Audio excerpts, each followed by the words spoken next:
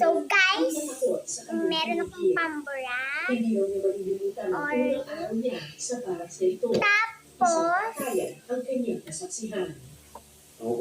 Tapos, meron akong bracelet. Ito galing sa best friend ko, si Kelly. Kasi ito, galing naman ito kay Uno. Uno, dos, tres. Kitang guys. Wait lang ha. Please, may ginawa lang ako sa bilet. Basang-basa ako. So guys, itong bracelet na ito is cash. Hindi siya malaki, maliit lang siya sa bracelet.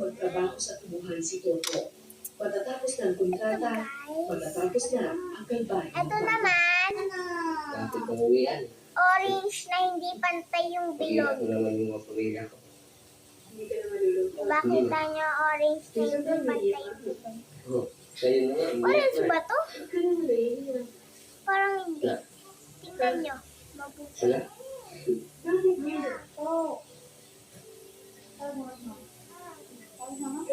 Diba? Saya lang. Gusto nyo nito?